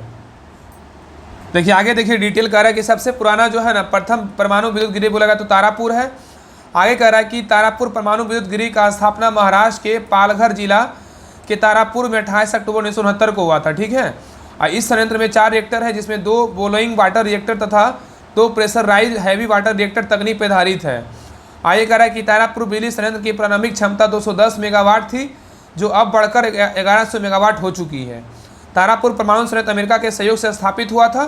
तो याद रखिएगा तारापुर परमाणु संयंत्र जो है ना अमेरिका के सहयोग से स्थापित हुआ था, और तत्कालीन प्रधानमंत्री पंडित जवाहरलाल नेहरू प्रधानमंत्री लाल बहादुर शास्त्री थे। कौन थे? तो कह रहा है कि तारापुर संयंत्र अमेरिका के सहयोग से स्थापित हुआ, और तत्कालीन जो प्रधानमंत्री थे कौन थे? लाल बहादुर शास्त्री की उपस्थिति में मई 1964 में दोनों देशों के अनुबंध पर हस्ताक्षर हुआ था। आगे देखिए कह रहा है कि रावत भाटा क्या है? तो 1972 में भारत का दूसरा परमाणु विद्युत गृह रावत भाटा कोटा के निकट राजस्थान में स्थित है, अब मतलब स्थापित किया गया है। रावत भाटा परमाणु विद्युत गृह जल की सुविधा को ध्यान में रखते हुए रान प्रताप बांध के निकट लगाया गया है, और इसमें वर्तमान में 1180 मेगावाट की कुल संस्थापित क्षमता के साथ परिचालन 6 दबाव वाले भारी जल के रिएक्टर इकाइयाँ हैं। आगे देखिए कह रहा है कलपक्कम क्या है? तो कह रहा है कि 1984 में भारत के तीसरा विद्युत गिरी भारत के पूर्वी तट पर कलपक्कम जो है तमिलनाडु में स्थापित किया गया है। तो कलपक्कम का स्थापना कब हुआ था? 1984 में हुआ था, जो भारत का तीसरा परमाणु विद्युत गिरी भारत के पूर्वी तट पर कलपक्कम तमिलनाडु में स्थापित किया गया है। 440 मेगावाट क्षमता वाला यह संयंत्र स्वदेशी तकनीक पर क्या है? आधारित है। आगे देखिए कह रहा है नरौरा जो है 1989 में भारत का चौथा परमाणु विद्युत गिरी उत्तर प्रदेश के बुलंदशहर जिला में नरौरा नामक स्थान पर स्थापित किया गया है, और यह विद्युत गिरी गंगा नदी के तट पर स्थित है, और इसमें प्रेशराइज्ड हैवी वाटर तकनीक के 2 रिएक्टर हैं, और प्रत्येक की क्षमता 220 मेगावाट और कुल 440 मेगावाट की है। और वर्तमान जुलाई 2024 में भारत के कार्यशील रिएक्टरों की कुल संख्या 24 एवं आणविक ऊर्जा की स्थापित क्षमता 80 मेगावाट है। अन्य निर्माणाधीन रिएक्टर में के पूरा होने से विद्युत उत्पादन क्षमता वर्ष 2031 तक 22,480 मेगावाट हो जाएगी। ठीक है, आगे देखिए कह रहा है कि भारत परमाणु शक्ति संपन्न राष्ट्रों में 6ठे स्थान पर है। जो भारत है ना, भारत जो है परमाणु शक्ति संपन्न राष्ट्रों में 6ठे स्थान पर है। अब परंतु अभी भी कुल विद्युत उत्पादन के में परमाणु ऊर्जा का योगदान 3% है। अब भारत में परमाणु ऊर्जा अनुसंधान के जनक बोलेगा होमी जहांगीर भाभा के प्रयासों से फलस्वरूप 1948 में परमाणु ऊर्जा आयोग की स्थापना हुआ था। तो परमाणु ऊर्जा आयोग का स्थापना कब हुआ था? 1948 में हुआ था। होमी जहांगीर भाभा के प्रयासों के फलस्वरूप किया गया था। 1954 में परमाणु ऊर्जा विभाग की स्थापना हुई। ठीक है, 1954 में बोलेगा तो क्या हुआ, तो परमाणु ऊर्जा विभाग की स्थापना हुई। अब मुंबई के निकट ट्राम्बे में भारत का पहला परमाणु अनुसंधान संयंत्र अप्सरा 1956 में कार्यशील हुआ। तो याद रखिएगा कि 1956 में मुंबई के निकट ट्राम्बे में भारत का पहला परमाणु अनुसंधान संयंत्र अप्सरा जो है कार्यशील जो है ना हुआ था। चलिए क्वेश्चन नंबर 44 पे कह रहा है कि सिंधु घाटी सभ्यता से संबंधित निम्नलिखित कथनों पर विचार कीजिए। इसमें कह रहा है कि देखिए आगे देखिए, कह रहा है कि सिंधु घाटी सभ्यता से संबंधित निम्नलिखित कथनों पर विचार कीजिए। इसमें कह रहा है कि जो है ना कौन सा कथन सही कथन को चुनिए। इसमें सही कथन क्या है, तो 3 और 4 क्या है, तो सही है। देखिए तो कह रहा है कि सभ्यता में नगरीय जीवन प्रारंभ हुआ था, बिल्कुल सही है। और नगर 2 भागों में विभाजित थे, पहली गढ़ ऊंचाई पर, दूसरी बोलेगा तो निचली शहर पर। तो 3 और 4 क्या है, तो सही है। तो कथन 3 और 4 क्या है, सही है। कह रहा है सिंधु घाटी सभ्यता की सबसे अनूठी विशेषताओं में से एक नियोजित जल निकासी प्रणाली थी और सड़क के किनारों की नलियाँ ऊपर से ढकी होती थी और घरों गंदा पानी इन्हीं नलियों से होता हुआ नगर की मुख्य नाली में गिरता था। अतः कथन एक क्या है, असत्य है। सिंधु घाटी सभ्यता में सड़कों तथा गलियों को अलग एक ग्रिड पत्ती में बनाया गया था और जो एक दूसरे को समकोण पर काटती थी। अतः कथन 2 क्या है, असत्य है। आगे देखिए कह रहा है कि सिंधु घाटी सभ्यता में नगरीय जीवन प्रारंभ हुआ था। तो सिंधु घाटी सभ्यता में क्या होता, नगरीय जीवन प्रारंभ हुआ था। अब वस्तुतः इस सभ्यता की पहचान शहर योजना व्यवस्था की जाती है। और सिंधु घाटी सभ्यता की आवासीय व्यवस्था को विशेषताओं यह है कि वे एक खास संरचनात्मक प्रणाली की पालन करते हुए बनाए गए थे, जिसमें सड़क एक दूसरे को समकोण पर काटती थी। अतः कथन 3 क्या है, तो सत्य है। नेक्स्ट कह रहा है कि सिंधु घाटी सभ्यता में नगर 2 विभागों में विभाजित था। पहली बोलेगा तो गढ़ मतलब ऊंचाई पर बनाया गया और दूसरा बोलेगा नीचे बनाया गया था। अब पुरातात्विक ने इन्हें क्रमशः दुर्ग और निचला शहर का नाम दिया। और दुर्ग की ऊंचाई का कारण यह था कि यहाँ संरचनाएं कच्ची ईंटों के चबूतरे की बनी थी और दुर्ग की दीवार घेरा था, तथा जिसका अर्थ यह है कि निचले शहर से अलग किया गया था। अतः कथन 4 क्या है, तो सत्य है। आगे कह रहा है कि मोहनजोदड़ो का निचला शहर आवासीय भवनों का उदाहरण प्रस्तुत करता है। इनमें से कई एक आंगन केंद्रित थे जिसके चारों ओर जो है ना चारों ओर कमरे बने थे। नेक्स्ट देखिए कह रहा है कि यहाँ एक अन्य रोचक पहलू लोगों द्वारा अपनी एकांकता को दिए जाने वाला महत्व था। भूमि तल पर बनी दीवारों की खिड़कियाँ नहीं है। इसके अतिरिक्त मुख्य द्वार से आंतरिक भाग अथवा आंगन का सीधा अवलोकन नहीं होता है। आगे कह रहा है कि हर घर का ईंटों के फर्श से बना अपना स्नानागार होता था। ठीक है, तो हर घर का ईंटों के फर्श से बना अपना स्नान घर होता था, जिसकी नलियाँ दीवार के माध्यम से सड़क की नलियों से जुड़ी होती थी। कुछ घरों में दूसरे तल तथा छत के पर जाने हेतु बनाई गई सीढ़ियों के अवशेष मिले थे। नेक्स्ट कह रहा है कि कई आवासों में कुएं थे, जो अधिकांश एक ऐसे कक्ष बनाए गए थे जिसमें बाहर से आया जा सकता, जिसका प्रयोग संभवतः राहगीरों द्वारा किया जाता था। नेक्स्ट कह रहा है कि विद्वानों ने अनुमान लगाया कि मोहनजोदड़ो में कुएं की कुल संख्या कितनी थी, तो 700 थी। कितनी थी, 700। तो याद रखिएगा ना कि विद्वानों ने अनुमान लगाया कि मोहनजोदड़ो में कुओं की कुल संख्या कितनी थी, 700 थी। कितना, 700। चलिए आगे देखिए, इसको मिलान करना है, बताइएगा। इसका छोटा थोड़ा कर लेते हैं, ठीक है, बताइएगा। करा इसमें ना, बताइएगा। सूची 1 सूची 2 को मिलाना है, सही कूद का चयन कीजिए। बताइए सेरिबेलम का क्या होगा, बताइए सेरिबेलम का क्या होता है, बताइए। सेरिबेलम मतलब क्या होता है, चलने खड़े होने के लिए संतुलन और अन्य कार्य का नियंत्रण करना। ठीक है, ये सेरिबेलम का काम होता है। ठीक है, इसका सही उत्तर क्या, ऑप्शन नंबर बी होगा। क्या होगा, ऑप्शन नंबर बी। देखिए कह रहा है ना, सेरिबेलम क्या है, तो चलने खड़े होने के लिए संतुलन अन्य कार्य क्या है, नियंत्रण किसका करता है, सेरिबेलम करता है। और हाइपोथैलेमस का काम क्या है, तो हाइपोथैलेमस का जो काम है ना, ये शरीर का तापमान, भावनाओं, भूख, नींद का नियंत्रण करता है। कौन करता है, हाइपोथैलेमस करता है। और आगे देखिए सेरिबेरम क्या करता है, सेरिबेरम जो करता है, ये करता है बुद्धि, चेतना, स्पर्श, दृष्टि एवं स्मृति का नियंत्रण करता है। अब मेडुला ओब्लांगेटा क्या करता है, तो उल्टी का नियमन केंद्र है। क्या है, उल्टी का नियमन केंद्र बोलेगा तो मेडुला ओब्लांगेटा है। आगे देखिए कह रहा है कि यहाँ देखिए डिटेल देखिए। चलिए आगे देखिए, इसका डिटेल देखिए। कह रहा है कि इसका जो है ना 4, 3, 1, 2 था सही सुमिलित था। और सेरिबेलम क्या होता है, तो चलने खड़े होने के लिए संतुलन और अन्य कार्य का नियंत्रण किससे होता है, सेरिबेलम से होता है। तो याद रखिएगा, बहुत इंपॉर्टेंट क्वेश्चन है। तो कह रहा है कि चलने खड़े होने के लिए संतुलन और अन्य कार्य का जो नियंत्रण करता है वो कौन करता है, सेरिबेलम होता है। ठीक है, सेरिबेलम और सेरिब्रम में जो है ना कन्फ्यूजन नहीं करना है। चलना, खड़ा होना और संतुलन जो भी कार्य होता है वो किससे होता है, सेरिबेलम से होता है। देखिए नेक्स्ट है हाइपोथैलेमस। हाइपोथैलेमस से क्या होता है, शरीर का तापमान, भूख, नींद का नियंत्रण किससे होता है, हाइपोथैलेमस करता है। ठीक है, तो शरीर का तापमान, भूख, नींद का नियंत्रण कौन करता है, तो हाइपोथैलेमस करता है। बुद्धि, चेतना, स्पर्श, दृष्टि, स्मृति का नियंत्रण कौन करता है, तो सेरेब्रम करता है। कौन करता है, सेरेब्रम। सेरेबेलम अलग है, सेरेब्रम अलग है। तो बुद्धि, चेतना, स्पर्श, दृष्टि एवं स्मृति का नियंत्रण बोलेगा तो सेरेब्रम करता है। आगे करा कि मेडुला ऑब्लांगेंटा, उल्टी का सबको पता है, उल्टी का नियमन केंद्र कौन करता है, तो मेडुला ऑब्लांगेंटा करता है। आगे देख करा कि तंत्रिका तंत्र क्या है, इसके अंतर्गत सारे शरीर में महीन धागे का समान तंत्रिकाएँ फैली रहती है। ये वातावरणीय परिवर्तनों की सूचनाएं संवेदी अंगों से प्राप्त करके विद्युत आवेगों के रूप में इनका द्रुत गति से प्रसारण करती है और शरीर के विभिन्न भागों के बीच क्रियात्मक समन्वय स्थापित करती है। नेक्स्ट देखिए कह रहा है कि मानव शरीर के तंत्रिका कोशिका द्वारा वैद्युत संकेतक का अंतरण सोडियम और पोटेशियम द्वारा परिचालित होता है। EEG क्या, इसका फुल फॉर्म क्या होता है, इलेक्ट्रोएन्सेफेलोग्राफ होता है। क्या होता है, EEG का फुल फॉर्म इलेक्ट्रोएन्सेफेलोग्राफ होता है, का प्रयोग मस्तिष्क का पता लगाने में करता है। ठीक है, ECG का बोलेगा तो ये हो जाएगा हृदय, कार्डियोलॉजिस्ट हृदय, और जब EEG का बात करेगा तो मस्तिष्क हो जाएगा, याद रखिएगा। और तंत्रिका तंत्र की इकाई बोलेगा न्यूरॉन और तंत्रिका कोशिका कहते हैं। ठीक है, तंत्रिका ऊतक की इकाई बोलेगा न्यूरॉन या तंत्रिका कोशिका कहते हैं। तो याद रखिएगा कि तंत्रिका ऊतक की इकाई जो होता है न्यूरॉन या तंत्रिका कोशिका कहते हैं। चलिए आगे देखिए कह रहा है कि 3Fe मतलब लोहा 4H2 से क्रिया करवाएंगे, Fe3O4 प्लस 4H2 बनेगा। तो क्या है बताइए, तो यह जो है ना क्या है, तो इसका सही उत्तर क्या होगा, ऑप्शन नंबर सी, 1 2 3 सही है। यह जो Fe का मतलब लोहा का ऑक्सीकरण हो रहा है और H2O का अपचयन हो रहा है इस समीकरण में, और H2O का ऑक्सीकरण एजेंट की तरह व्यवहार कर रहा है। ठीक है, सही है, H2O उपापचय की तरह व्यवहार कर रहा है, क्या है, गलत है। आगे देखिए कह रहा है कि 3Fe इसमें क्या कर, Fe3O4 में अभिक्रिया कर रहा है, और 4H2 क्या है, तो +1 -2 है, इसमें 4H2 के साथ अभिक्रिया कर रहा है। ये सब दिया हुआ है, सारा पढ़ लीजिए। आगे इसका PDF हम भेज देंगे आपको, सारा जो है ना डायग्राम की तरह जो भी बहुत सारे क्वेश्चन आगे डायग्राम पर कमी मिलेगा, तो सभी लोग क्वेश्चन को अच्छे से पूरा देख लीजिएगा। चलिए आगे देखिए कह रहा है कि यहाँ जो है ना, देखिए यहाँ पे कह रहा है कि कथन यहाँ 4H2 में क्या है, H2O का रेडिएक्शन हो रहा है। ठीक है, कथन 2 क्या है, सही है। तो कह रहा है कि H2O ऑक्सीकरण एजेंट की तरह कार्य कर रहा है, अतः कथन 3 क्या है, सही है। प्रश्न अनुसार कथन 1 2 3 सही है, अतः विकल्प सी सही होगा।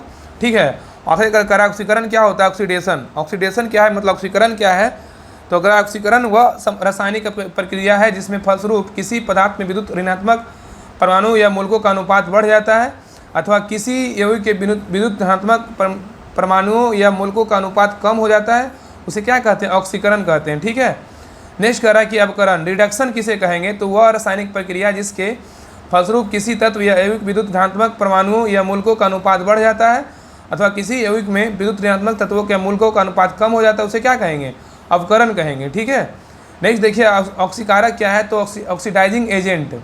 ऑक्सीकारक किसे कहेंगे, वे पदार्थ जो इलेक्ट्रॉन ग्रहण कर सकते हैं उसे क्या कहेंगे, ऑक्सीकारक कहेंगे। वे पदार्थ जो इलेक्ट्रॉन ग्रहण करेंगे उसे ऑक्सीकारक कहेंगे, और अवकारक कहेंगे रिड्यूसिंग एजेंट। अवकारक वे पदार्थ होते हैं जो इलेक्ट्रॉन को क्या करते हैं, त्याग करते हैं। इलेक्ट्रॉन को जो त्यागेगा उसे कहेंगे अवकारक, इलेक्ट्रॉन को जो ग्रहण करेगा उसे क्या कहेंगे, तो ऑक्सीकारक कहेंगे। ठीक है, चलिए क्वेश्चन नंबर 47 पे कह रहा है पुरातत्वविदों द्वारा किलेबंद हड़प्पा स्थल की खोज कहाँ की गई थी, बताइए।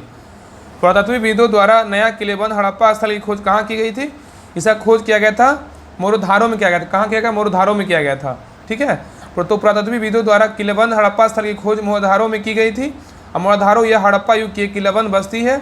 आगे देखिए रहा है मोरोधारो की विशेषता क्या है, तो यह बस्ती हड़प्पा कालीन 26 से 1900 ईसा पूर्व से 1900 से 1300 ईसा पूर्व तक परिपक्व है। किलेबंदी की माप पूर्व से पश्चिम 120 मीटर और उत्तर से दक्षिण बोलेगा तो 58 मीटर है। तो किलेबंद की माप जो है ना पूर्व से पश्चिम 102 किलोमीटर है और उत्तर से दक्षिण बोलेगा तो 58 मीटर है। इसके दक्षिण पश्चिम की ओर 10 × 10 मीटर का मंच और उत्तर पूर्व की ओर एक कुआं है। नेक्स्ट कह रहा है यहाँ पर दफन गुफाएं भी पाई गई है जिसमें एक सीमा पर का निर्धारण करने के लिए पत्थरों का ढेर है। नेक्स्ट कह रहा है कि छिद्रित जार के टुकड़े, आरक्षित सिल्वरवेयर और टेराकोटा के साथ हड़प्पा मिट्टी के बर्तनों का पता लगाया गया है। ये सभी वस्तुएं धौलावीरा में पाई गई वस्तुएं काफ़ी मिलती जुलती है। ठीक है, चलिए क्वेश्चन नंबर 48 पे कह रहा है कि चंबल नदी द्वारा बीहर घाटी बनाई गई उस घाटी को क्या कहा जाता है, बताइए। कह रहा है कि चंबल नदी द्वारा जो बीहर घाटी बनाई गई उस घाटी को क्या कहा जाता है, उसे तंग घाटी कहते हैं। क्या कहते हैं, तंग घाटी। चंबल नदी द्वारा बीहर घाटी बनाई गई उस घाटी को तंग घाटी कहा जाता है। और तंग घाटियाँ अक्सर तब बनती है जब कोई नदी सदियों तक चलती हुई किसी जगह पे धरती में एक घाटी काट दे। ठीक है, चलिए आगे आइए। कह रहा है कि भारत में चंबल नदी की घाटियाँ ऐसी ही तंग घाटियों के उदाहरण हैं। चंबल नदी मध्य प्रदेश के महू के समीप स्थित मालवा पठार से निकलती है। चंबल नदी यमुना की सहायक नदी है जो उत्तर प्रदेश के इटावा के समीप यमुना में मिल जाती है। यह नदी अपने उख्यात मतलब बीहड़ भूमि के लिए प्रसिद्ध है। चंबल नदी संपूर्ण लंबाई को लेकर 965 किलोमीटर है। तो चंबल नदी की जो संपूर्ण लंबाई है वो 965 किलोमीटर है। यह नदी राजस्थान की एकमात्र सतानीरा नदी है। ठीक है, आगे देखिए कह रहा है कि चंबल नदी का प्रारंभिक नाम चंपावर्ती मतलब चमवर्ती था। ठीक है, चलिए क्वेश्चन 49 पे कह रहा है कि लेटराइट मिट्टी अत्यधिक वर्षा के बाद निर्मित होती है, जिसका कारण क्या है बताइए। लेटराइट मिट्टी जो है अत्यधिक वर्षा के बाद निर्मित होती है, जिसका कारण क्या है। एक से कारण जो है निच्छालन है। क्या है, निच्छालन। तो लेटराइट मिट्टी अत्यधिक वर्षा के बाद निर्मित होती है, जिसका कारण क्या है, निच्छालन है। यह मिट्टी सामान्यतः 200 सेंटीमीटर से अधिक वर्षा वाले क्षेत्रों में पाई जाती है। अधिक वर्षा के कारण लेटराइट चट्टानों का निच्छालन होता है, जिसके फलस्वरूप बालू एवं चूने के अंश रिस कर नीचे हो चले जाते हैं वे मृदा के रूप में लोहा एल्यूमिनियम को युक्त बच जाते हैं। ठीक है, आइए कह रहा है कि यह मिट्टी मुख्य रूप से पूर्वी एवं पश्चिमी घाट पर्वत राजमहल के पहाड़ी क्षेत्र, केरल सर्वाधिक, कर्नाटक उड़ीसा के पठारी क्षेत्र, छोटा नागपुर के तट पठार एवं मेघालय के पठार पर पाई जाती है। तो याद रखिएगा ना कि यह जो मिट्टी है मुख्य रूप से पूर्वी एवं पश्चिमी घाट पर्वत राजमहल के पहाड़ी क्षेत्र के केरल मतलब वहाँ सर्वाधिक, कर्नाटक उड़ीसा के पठारी क्षेत्र, छोटा नागपुर तट पठार एवं मेघालय के पठार में पाई जाती है। आगे देखिए कह रहा है कि इस मिट्टी में चूना, नाइट्रोजन, पोटास एवं ह्यूमस की क्या होती है, कमी होती है। और आगे कह रहा है कि चूने की कमी कारण मृदा क्या होता है, अम्लीय होती है। और इस मिट्टी में मुख्यतः चाय, कॉफ़ी, कहवा, रबड़, सिनकोना, काजू, मोटे अनाजों एवं मसालों की कृषि की जाती है। ठीक है, तो इस मिट्टी में जो है ना मुख्यतः चाय, कॉफ़ी, कहवा, रबड़, सिनकोना, काजू, मोटे अनाजों एवं मसालों की कृषि की जाती है, परंतु इसे कृषि के दृष्टिकोण से कम उपजाऊ मृदा श्रेणी में रखते हैं। नेक्स्ट है कह रहा है सूखने पर पथरीली हो जाती है, इसलिए लेटराइट मृदा का प्रयोग ईंट निर्माण में भी किया जाता है। याद रखिएगा। और लेटराइट प्रकार की मृदाओं का अध्ययन सर्वप्रथम बुकानन द्वारा 1905 में किया गया था। नेक्स्ट है भारतीय कृषि अनुसंधान परिषद ने भारतीय मिट्टियों का विभाजन 8 प्रकारों में किया है। ठीक है, तो 8 प्रकार कौन कौन है, जलोढ़ मिट्टी है, काली मिट्टी है, लाल मिट्टी है, लेटराइट मिट्टी है, मरुस्थलीय मृदा है, पर्वतीय मृदा है, पीट और जैव मृदा है, और क्या है तो लवणीय युक्त मृदा है। ठीक है, तो जलोढ़ मिट्टी, काली मिट्टी, लाल मिट्टी, लेटराइट मिट्टी, मरुस्थलीय मिट्टी, पर्वतीय मिट्टी, पीट और जैव मिट्टी और लवण युक्त मिट्टी है। देखिए कह रहा है अपक्षय, कह रहा चट्टानों के अपने ही स्थान कमजोर होने से टूटने फूटने एवं विखंडित होने की प्रक्रिया को अपक्षय कहते हैं। तो अपक्षय किसे कहेंगे, तो चट्टानों के अपने ही स्थान पर कमजोर होने, टूटने फूटने एवं विखंडित होने की प्रक्रिया को क्या कहेंगे, अपक्षय कहेंगे। और अपर्दन किसे कहेंगे, तो अपर्दन अपक्षयित पदार्थों का अनियंत्रण स्थानांतरण के पर्दन कहलाता है।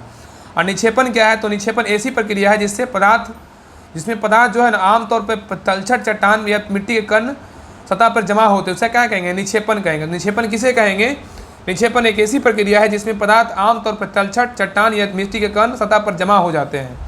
आगे आइए, आगे क्वेश्चन नंबर 50 पे कह रहा है कि कपास 50 क्वेश्चन तक जो है ना कम्प्लीट कर लेते हैं। आगे क्लास में जो 50 से आगे जो क्वेश्चन है ना इसका सेकंड क्लास शाम में करवा देंगे। ठीक है, तो इस सोच रहे हैं ना कि डेली 2 क्लास करवाएंगे ज्ञान बिंदु क्वेश्चन बैंक का। बाकी ज्ञान बिंदु का प्रैक्टिस सेट इधर 3-4 दिन से नहीं है, और वो भी जो आपको कंटिन्यू देखने को मिलेगा। ठीक है ना, इसलिए टेंशन नहीं लेना। थोड़ा इधर तबियत जो है ना ख़राब था, इसलिए जो है ना क्लास कंटिन्यू जो सारा क्लास नहीं हो पा रहा है। इसे इधर तो जो है 3-4 दिन से बुखार लगा हुआ है, तो मतलब जैसे थोड़ा थोड़ा कमता है तो लगता है कि नहीं चलो क्लास लेना चाहिए। इसलिए जो है ना इसका क्लास क्वेश्चन बैंक का 2 क्लास, एक सुबह आएगा क्लास, एक शाम में क्लास आएगा। और इसका पता है मेन बात क्या होता है ना कि इसका जो है ना जब क्लास जब हम करवाते हैं जिसका जो है ना क्वालिटी जो ज़्यादा होता है, इसलिए इसका जो MB जो है ना थोड़ा ज़्यादा ही होता है, मतलब GB में चल जाता है इसका क्लास का वीडियो का क्लास जो जाता है बहुत जी जाता है लॉन्ग में। तो इसलिए जो है नेट का प्रॉब्लम कारण कभी कभी क्लास लेट हो पाता है, इसलिए आप लोग एडजस्ट कर लीजिएगा। भाई कोशिश हमेशा रहता है ना कि हमेशा सुधार किया जाए। बाकी ज्ञान बिंदु का 50 क्वेश्चन का और 100 क्वेश्चन का जो है हम 19 प्रैक्टिस सेट तक करवा चुके हैं। जो भी पेड बैच में जुड़ चुके हैं ना, सारा 19 प्रैक्टिस सेट का हम PDF डाल चुके हैं, सारा अच्छे से देख लीजिए और जो भी मन है बना लीजिए और प्ले लिस्ट चेक कीजिएगा, आपको सारा प्रैक्टिस सेट मिल जाएगा। और जो भी पेड बैच नहीं भी ज्वाइन किए आपको भी बोल रहे हैं सारा प्रैक्टिस सेट अच्छे से रिविजन कर लीजिए। और बाकी 19 प्रैक्टिस सेट से जो आगे जो है ना कंटिन्यू प्रैक्टिस सेट आपको आएगा। और जिनको भी पेड बैच ज्वाइन करना है वो सभी लोग ज्वाइन कर लीजिए, क्योंकि घटनाचक्र का जैसे क्वेश्चन बैंक क्लास आता है वैसे घटनाचक्र का भी क्लास आएगा, क्योंकि हम सोचे थे ना कि डिस्कशन में करवाएंगे लाइव, लेकिन हो नहीं पा रहा है, इधर नेट का प्रॉब्लम हो रहा है, तो हम रिकॉर्ड क्लास करके आपको डाल देंगे, ठीक है। तो आप लोग देख लीजिएगा, उससे आपको हर वो क्वेश्चन याद होगा। जब क्वेश्चन देखिएगा आपको हर वो क्वेश्चन याद होगा।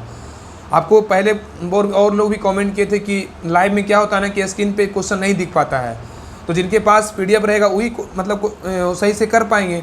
तो जिनके पास PDF नहीं रहेगा तो उनके पास तो मान लिया स्क्रीन पर दिखेगा क्वेश्चन, तो आप जो क्लास नहीं भी लिए उनको भी फ़ायदा हो जाएगा। लेकिन कोशिश कीजिएगा ना कि होमवर्क सीरीज में ज्वाइन करने के लिए, क्योंकि उसमें जो है ना हर तरह के प्रैक्टिस सेट और बाकी सारा घटनाचक्र का बुक अच्छे से कंप्लीट करवाया जाएगा। उसमें टेस्ट होगा और अलग से जो है ना एक प्रैक्टिस सेट मतलब मिक्स क्वेश्चन का सभी होमवर्क का एक स्पेशल टेस्ट जो है ना पेड बैच में लिया जाएगा। तो सभी लोग ज्वाइन कर लीजिए, उसका रात में टेस्ट होगा। ये उनको सभी लोग को ना बता दिया गया। इसका मतलब जो है ना साथ में जोड़ रहे हैं लोग, अगर जुड़ जाएंगे ना, अगर एडमिन मिल जाएंगे तो उनको जो है ना बोल करके प्रैक्टिस सेट करवाया जाएगा। बाकी तो ओपन ग्रुप में 2 प्रैक्टिस सेट हो रहा है, एक बिहार दौरा का प्रैक्टिस सेट, एक शाम में 7 बजे सोमवार से जो है 7500 का ड्यूटी प्रैक्टिस सेट होगा। उसका हम 10 प्रैक्टिस सेट करवा चुके हैं, स्पेशल प्लेलिस्ट चेक बना हुआ है, आप चेक कीजिएगा। 11 प्रैक्टिस सेट मिले, 11 करवाए हैं। तो आप लोग क्लास को देखिएगा और उसके बाद टेस्ट लगाइएगा। तो सभी लोग जिनको भी ज्वाइन करना है ना पेड बैच ज्वाइन कर लीजिए। 149 लग रहा है, कोई ज़्यादा फी नहीं लग रहा है। वो जो बैच है कम से कम दिसंबर लास्ट तक चलेगा, दिसंबर से मतलब जनवरी भी आ सकता है, इसलिए सभी लोग ज्वाइन कर लीजिए। इनको मन है, लेकिन जहाँ से जो तैयारी करें अपना कीजिए, कोई जोर जबरदस्ती नहीं है, अपना आपको देखिए। बाकी जो इसका PDF क्वेश्चन बैंक का हम सारा टेलीग्राम पे चैनल पे जैसे जैसे क्लास आएगा वैसे वैसे हम डाल देंगे। डिस्क्रिप्शन में लिंक है, वहाँ पे लिंक पे क्लिक करके सभी लोग ज्वाइन कर लीजिए, ठीक है। तो वापस आते हैं क्लास पे। तो कह रहे हैं ना कि कपास की खेती के लिए प्रयुक्त मिट्टी का संबंध निम्नलिखित में कथन विचार कीजिए। कह रहा है इसमें कौन सा कथन जो है सही है, तो इसका सही उत्तर होगा ऑप्शन नंबर ए, केवल एक सही है, ठीक है। तो कपास की खेती जो है यह काफ़ी समय तक नमी बनाए रखती है, बिल्कुल सही है, ठीक है, याद रखिएगा। आगे कह रहा है कि जो है ना कपास की खेती के लिए सबसे उपयुक्त मिट्टी बोले काली मिट्टी को माना जाता है, और इस मिट्टी के जल धारण करने की वृहत्तम क्षमता होती है, जिसमें काफ़ी समय तक नमी बनी रहती है। काली मिट्टी क्या होता है, देखिए मिट्टी से जो है 2 क्वेश्चन आया है। कह रहा है कि काली मिट्टी, इस मिट्टी को रेगुड़ उष्णकटिबंधीय चेरोनोजम ट्रॉपिकल बेलेक अर्थ व कोरल उत्तर प्रदेश में मिट्टी के नाम से जाना जाता है, ठीक है, याद रखिएगा। और एक बात और सुन लीजिए कि घटनाचक्र का जो है ना फर्स्ट डे और थर्ड तीनों का मतलब आज तीसरा डे का होमवर्क मतलब होमवर्क ग्रुप में डाला गया पेड होमवर्क सीरीज में। उसका आज जो है ना हिस्ट्री का मतलब आया था, सिर्फ 3rd होमवर्क आया था। तो आगे जो पीछे जो है 2 होमवर्क का उसका भी हम क्लास करवा देंगे, ठीक है। उसके बाद हम प्लेलिस्ट बना देंगे, आपको सारा उसमें आपको सारा घटनाचक्र का जो है ना क्लास आपको मिल जाएगा। और आज जो है ना 3rd क्लास का 3rd होमवर्क का साइंस का क्लास आएगा और हिस्ट्री ज्योग्राफी क्लास आएगा। उसके पहले जो भी क्लास हुआ है उसका जो होमवर्क हो चुका है उसको भी हम यूट्यूब पे करवा देंगे। आप निश्चिंत रहिए और अच्छे से अपना पढ़ाई को जारी रखिए। और इस बार जो है सोचिए कि हमको सिलेक्शन लेना है तो लेना है, हर हाल में सिलेक्शन लेना है। इसलिए एक क्लास को ना हर ग्रुप में आप लोग शेयर कर दीजिए। जिनको पता नहीं है ना किस तरह से डिस्कशन करवाया जाता है, वो जो सभी लोग जो है ना इस चैनल से जुड़ जाएंगे और सभी लोग सब्सक्राइब जरूर कर लेंगे। कि हमको पता होगा ना किस तरह से, हमको पता है जब हम डिस्कशन करवाते हैं ना क्लास में तो हमको पता रहता है कि कैसे डिस्कशन होता है। और वहाँ से नहीं, कम से कम 2 साल से करवा रहे हैं डिस्कशन। इसलिए आप लोग विश्वास रखिए, आपको क्वेश्चन ऐसे याद करवाएंगे ना कि लगेगा कि चुटकी में क्वेश्चन आपको याद हो जाएगा, बशर्ते आप क्लास को अच्छे से ध्यानपूर्वक देखिएगा। तो ठीक है ना। तो आगे बढ़ते हैं। देखिए कह रहा है काली मिट्टी क्या है, तो काली मिट्टी जो है ना एक प्रकार की मिट्टी को रेगूर या उष्णकटिबंधीय चेरोनोजम ट्रॉपिकल ब्लैक अर्थ व केरल उत्तर प्रदेश मिट्टी के नाम से जानते हैं। और कपास की खेती के लिए सबसे उपयुक्त मिट्टी बोला होने के कारण काली मिट्टी को काली कपासी मिट्टी के नाम से जाना जाता है, ठीक है, याद रखिएगा। और काली मिट्टी का सर्वाधिक विकास महाराष्ट्र के दक्कन ट्रैप उत्तरी पश्चिमी क्षेत्र में हुआ है। तो याद रखिएगा क्वेश्चन पूछेगा कि काली मिट्टी का सर्वाधिक जो विकास हुआ है ना वो महाराष्ट्र के दक्कन ट्रैप के उत्तरी पश्चिमी क्षेत्र में हुआ है। और भारत में काली मिट्टी का निर्माण ज्वालामुखी विस्फोट से निकले जावा के ठंडा होने के उपरांत विशाल चट्टान के अवक्षय और पर्दन से हुआ, इसलिए इसे लावा मिट्टी कहा जाता है। आगे कह रहा है कि ह्यूमस एल्यूमिनियम एवं लोहा के टाइनी फेरस मैग्नेटाइट यौगिक की उपस्थिति के कारण इस मिट्टी का रंग काला होता है, ठीक है। और गोली होने के कारण गीली होने पर यह मिट्टी चिपचिपा एवं सूखने पर इसमें दरार पड़ जाती है, इसलिए इसमें स्वतः जुताई व स्वतः कृषि मिट्टी कहते हैं, ठीक है। आगे कह रहा है कपास की खेती के लिए उपयुक्त जलवायु दर्शाएं जो है वो जलवायु गर्म और आर्द्र होनी चाहिए और तापमान 21 डिग्री सेल्सियस से 37 डिग्री सेल्सियस के बीच होनी चाहिए। और फसल लगने के समय दिन गर्म तथा रातें ठंडी होना लाभप्रद होती है। अब वर्षा मध्यम होनी चाहिए जो 50 से 75 सेंटीमीटर के बीच होनी चाहिए। आगे देखिए अन्य महत्वपूर्ण तथ्य है, कह रहा है कि अन्य महत्वपूर्ण तथ्य क्या है, तो 1953 में केंद्रीय मृदा संरक्षण बोर्ड का गठन किया गया था। इसका मुख्यालय बोलेगा तो नई दिल्ली में है। तो क्वेश्चन पूछेगा कि केंद्रीय मृदा संरक्षण बोर्ड का जो स्थापना हुआ था वो कब हुआ था, तो 1953 में हुआ था, ठीक है, 1953 में हुआ था। और क्वेश्चन पूछेगा कि केंद्रीय मृदा संरक्षण बोर्ड का जो मुख्यालय है वो कहाँ है, तो नई दिल्ली में है। और मरुस्थलीय की समस्या अपघटन हेतु जोधपुर में सेंटर एरिड जोन अनुसंधान की स्थापना की गई थी। ठीक है, याद रखिएगा।